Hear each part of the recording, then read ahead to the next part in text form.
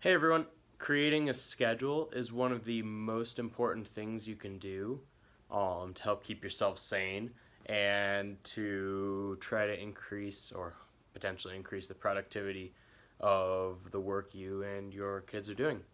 So we're going to talk about quickly about making a schedule and what things to take into consideration when you're doing that and what that can look like. So one of the first things that I've been asked a lot is um, how much academic time to put into a schedule. So the DPS guidelines, they have sample schedules for kindergarten, first grade for each grade, and the kindergarten sample schedule has about 2.5 hours of academic time in it. The first grade schedule has about 4 hours of academic time. I believe the fifth grade schedule actually still only has 4 hours of academic time in it. So I actually would tend a little bit lower than that on the first grade side, and especially I would tend lower than those guidelines to start. Those are things to build into, but don't try to push that just as you're starting and trying to get into a schedule. It could be an hour as you're starting your schedule. Just start to get into some kind of rhythm, and then you can add time doing things. So one of the schedules a potential schedule that I created,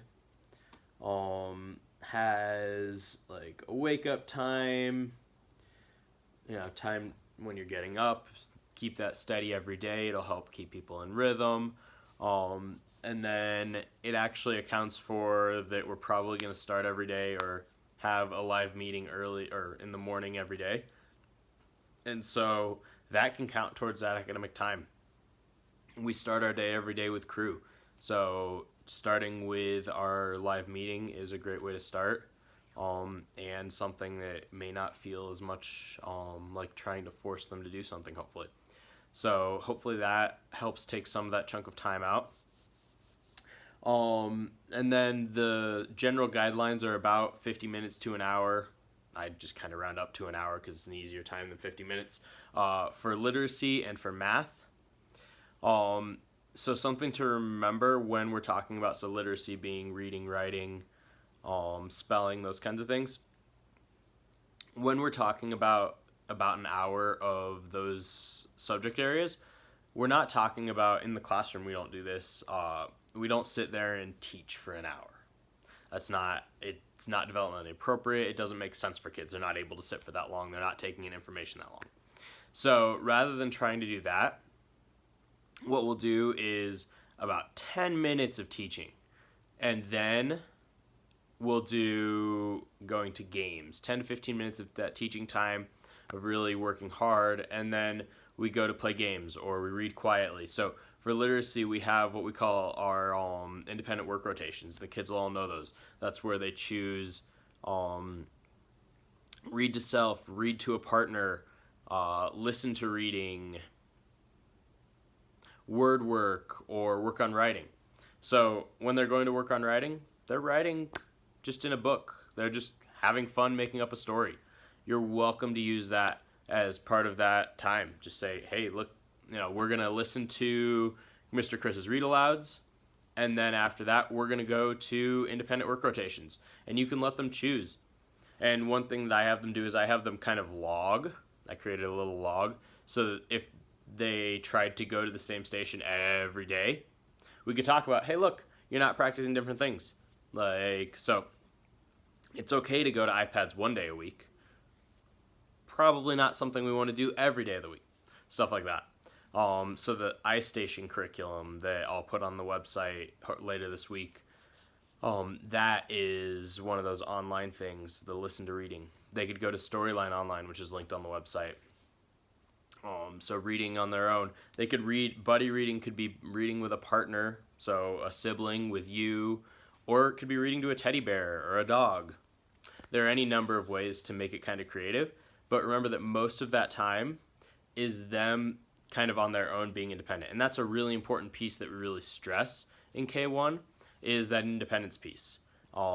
It's as important as the actual academics, that ability to be able to do this stuff without constantly coming over and asking, am I doing okay? Am I doing it right? What's this word?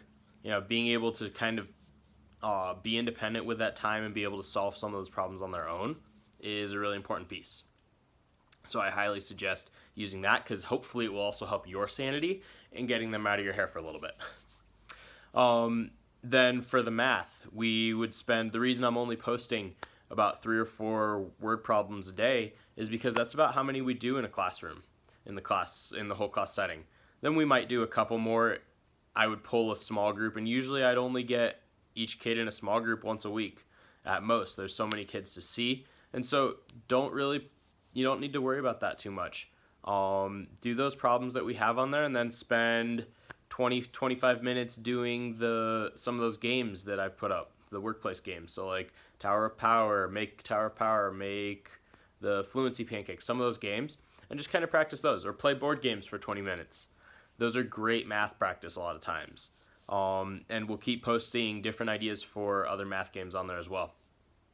So use that time, and then you could spend 20 minutes doing Zern, and that would be your hour. There's or Khan Academy, the online ones. Those are all different great ideas. But don't try to just teach math and work on problem after problem after problem after problem for an hour. You could do 15 minutes or 10 or 15 minutes of working on the word problems that I put up, and then 10 or 15 minutes of doing a packet if you want, some of those packets that we sent out, and then the games. There's any number of ways to structure that, but please don't push them that hard on trying to do lots of problems after problem after problem. It's not development appropriate. It's not what we do in the classroom, and it's going to make you frustrated, and it's going to make them frustrated. So don't do that to yourself. Otherwise, then I put in about a half hour for expedition time, which is the work with the birds. So you can be really creative. Right now, all I'm doing is putting up the bird drawings. Later, we'll see. I haven't figured out exactly how I'm going to structure that time as we move forward. But right now, be creative. And even as we move forward, be creative with it. Go outside, observe birds, go for a walk, use the time outside. The weather's getting great. Really, really use that time outside, and build in a lot of breaks, a lot of outside time. So build in these quiet times and these outside times, and those are really important. I would also try to limit screen time. I think I put an hour in on the sample schedule that I have, and it's a sample schedule. You're welcome to do more or less, but I think with structure, it could be possible to get kids off of screens a lot more than sometimes we think, because they can become more independent with some of the structures here. So hopefully that was helpful. Send any other questions you have about scheduling or making schedules. I'm happy to sit down with people and kind of talk through what schedules could look like. Oh, one other thing that I forgot is most people do it like 8 to 9, 9 to 10, 10 to 10:30. They write out the time blocks. But for some kids, and it will depend, some kids are different at home than they are in the classroom, but in the past, for some kids if I've been having trouble getting them to do work in the structure that we use, sometimes I'll shift it to where I hand essentially a file folder of, here are your to-dos for the day. I don't care when you get them done. They just need to be done. So that kind of system could also work if you're having trouble. So I wrote it out kind of just as a to-do list on the sample schedule. So don't attach any times. Say you need to read for 30 minutes, you need to write for 30 minutes, you need to do math, and you could say, there's no screen time until you get all those things done. There's any number of ways to schedule or to structure that, and I'm happy to be a thought partner. Please let me know. Hopefully this is helpful in trying to think through kind of how to schedule and how much time to allot to different things. The high frequency words that I'm putting on, that would go into that literacy time too, with the read alouds. Then you could work on the high frequency words for 5-10 minutes, and then they could choose to read quietly or write quietly, and they could switch. We have a classroom rule that you can switch once. That way they're not bouncing from thing to thing to thing. They're actually getting stuff done, but they're also not stuck at one thing for too long. So there's any number of ways to structure it, and I'm happy to be a thought partner. Hopefully this was helpful.